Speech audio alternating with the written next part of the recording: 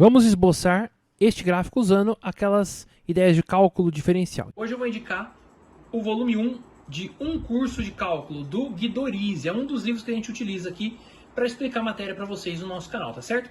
O link para adquirir o seu exemplar está na descrição deste vídeo, tá certo? Então você clica lá e já consegue redirecionamento para a página de compra. É um livro muito bom, eu recomendo para todo mundo que vai estudar cálculo, é um dos melhores livros de cálculo que a gente tem aqui no Brasil.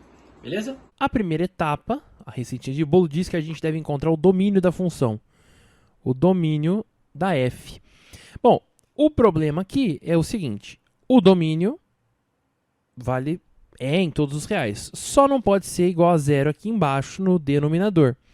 Então, x menos 1 é igual a zero aonde? Quando x é igual a 1. Então, quando x é igual a 1, a gente tem um problema. Por isso, eu vou colocar aqui todos os reais menos o x igual a 1. Então, a gente encontrou o ponto de singularidade da função, tá bom? Beleza. Agora, eu preciso descobrir onde a função intercepta os eixos. Então, eu vou procurar, em primeiro lugar, f de 0. F de 0 é a mesma coisa que x igual a 0 em cima e 0 menos 1 embaixo. Isso aqui dá 0. Então, eu descobri que o ponto que intercepta os eixos é o ponto 0 e 0, tá bom? Número 3 é calcular as assíntotas, tanto horizontais quanto verticais, né? Identificar as assíntotas. Vamos começar com as assíntotas verticais.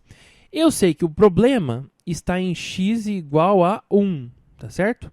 Quando x é igual a 1, a função explode. A gente precisa descobrir se ela vai para mais infinito ou para menos infinito.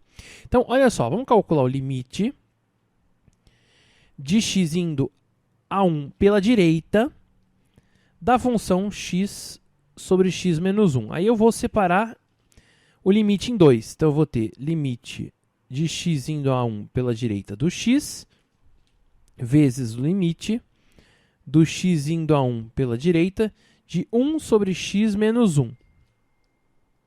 Bom, é claro que esse cara aqui dá 1, né? Não muda nada aqui.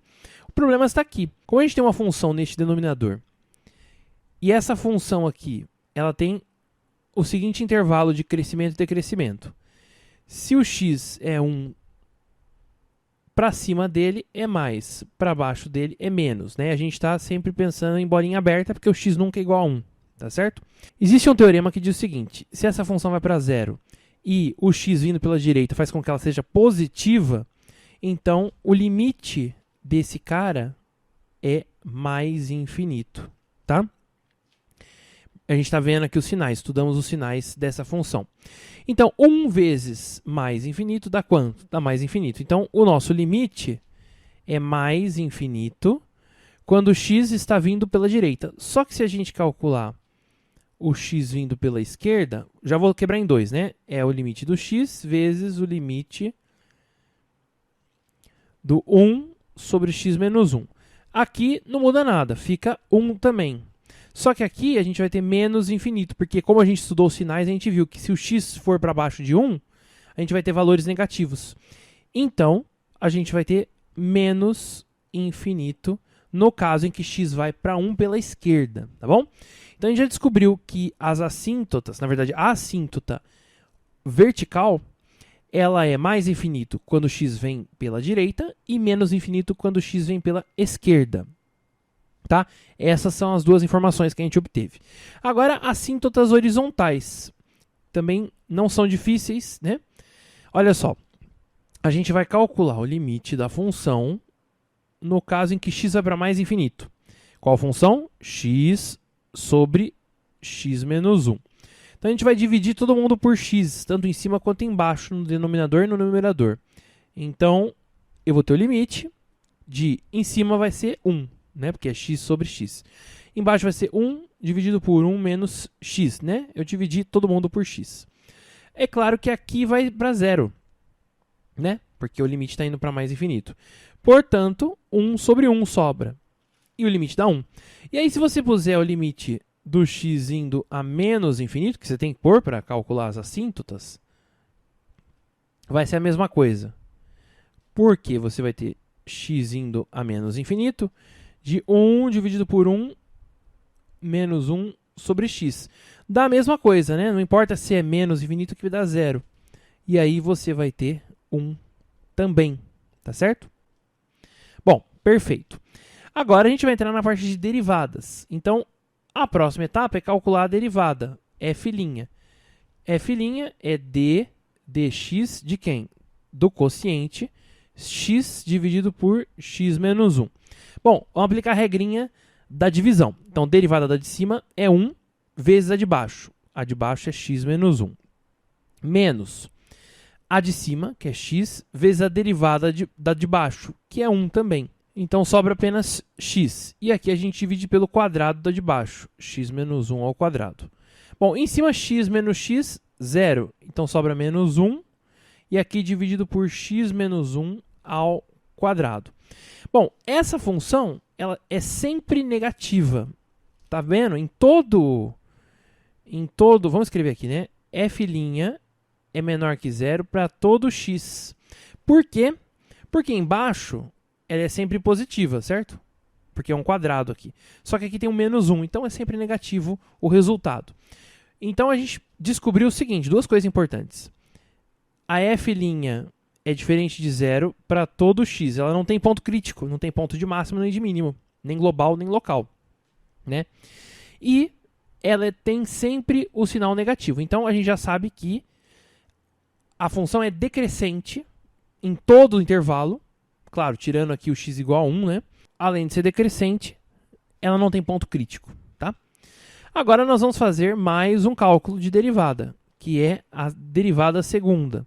Então, a derivada segunda é d dx de menos 1 sobre x menos 1 ao quadrado, né? A derivada desse cara aqui. A derivada da de cima é 0, então não faz diferença. Depois vai ser menos vezes menos 1, então dá mais 1, vezes a derivada de baixo. Então, 2 vezes x menos 1. E embaixo a gente vai ter x menos 1 à quarta potência. Agora, é claro, o x tem que ser diferente de 1, perdão, né? Porque o denominador daria 0, então a gente vai ficar com 2 dividido por x menos 1 ao cubo. Vamos deixar assim. É claro que f de duas linhas é diferente de 0 para todo x. Então não tem anulamento aqui da função, né? Ela nunca é igual a 0, a derivada segunda. Agora, a parte dos sinais. Bom, quem manda nos sinais é a função x menos 1. E a função x menos 1 a gente já viu. Ela é mais para cá e menos para cá, né? E aqui é o 1. Então, a gente pode dizer tranquilamente, como está elevado ao cubo, não faz diferença, né? Porque vai repetir os sinais. Então, a gente pode dizer tranquilamente que f duas linhas é maior que 0 se x for maior que 1. E f duas linhas é menor que 0 se x for menor que 1. E não pode ser igual a 1, certo? Bom, então com isso eu já tenho todas as informações necessárias para a gente esboçar o nosso gráfico da função. Então agora eu vou reunir todas as informações que eu coletei até agora. Em primeiro lugar, eu sei que o ponto 0, 0 faz parte da função, né? Dessa equação aqui, dessa função, então do gráfico. Outra coisa, a assíntota vertical está em 1. Então eu vou pôr 1 aqui, vou pôr 1 aqui também, porque as assíntotas horizontais também, só tem uma, né? Na verdade, é em 1. Então, olha só, eu vou tracejar a nossa assíntota só para ficar mais visível, tá? Ela vai continuar aqui e a outra assíntota, a assíntota horizontal, continua aqui. Agora vamos pensar no x maior do que 1. O que acontece quando a gente calculou o limite? O que acontece quando o x se aproxima de 1 pela direita? A função vai para mais infinito. Então, a nossa curva, a gente espera que faça uma coisa mais ou menos assim. Vai para mais infinito. Aqui é mais infinito, tá? E a assíntota horizontal, no caso em que x vai para mais infinito, é igual a 1. Então, a gente espera que a função faça uma coisa assim, tá certo? Indo para 1 aqui e indo para mais infinito aqui. Agora, observe o seguinte. Vamos ver a derivada. A derivada primeira tem sinal menor que 0 para todo x. Então, faz sentido. Olha só, se a gente desenhasse uma reta tangente em qualquer ponto aqui, a gente teria isso aqui, certo? E você vê que a reta tangente está com coeficiente angular negativo. Faz sentido. A derivada sempre negativa em todo x. A gente não viu aqui do outro lado, mas essa é a ideia. Então, condiz com o que a gente calculou da derivada primeira. E a derivada segunda? A derivada segunda, ela é maior que zero para todo x superior a 1. E aí faz sentido também que você tenha concavidade para baixo, né? Você não teria como desenhar uma concavidade para cima, que seria uma coisa muito esquisita, né? Não teria como, ela ia trocar de concavidade lá para frente, para ir para o infinito. Faz sentido, então, que a gente tenha a concavidade voltada para baixo, já que a derivada segunda é maior que zero para todo mundo que é superior a 1, tá certo? Agora, como é que fica a nossa outra parte da curva? Bom, a gente vai ter indo para 1 aqui, vai ter que interceptar o 0, 0 e vai para menos infinito aqui. Então, a nossa outra parte da curva é assim, tá? E, novamente, condiz com os dados das derivadas. Derivada primeira, sempre negativa. Então, se você desenhar, por exemplo, a reta tangente, sempre com o coeficiente angular negativo, em qualquer ponto aqui da curva, tá bom? E mais uma coisa, apaguei o que não deveria, pronto. E mais uma coisa importante, que é a derivada segunda. Veja, a derivada segunda ela é menor que zero para x menor que 1. Agora a concavidade inverteu, ela é para cima, tá certo? Então, para todo mundo que é menor que x, derivada segunda menor que zero. E aí a concavidade, como a gente sabe, é para cima, tá certo, né? Então a gente tem um esboço do gráfico, não é muito bonito, evidentemente, mas a ideia é que você saiba, reunindo essas informações, encontrar o desenho da função. Gostou desse vídeo? Então não se esqueça de deixar o like aqui e também se inscrever aqui no nosso canal, clicando no sininho das notificações. Bons estudos!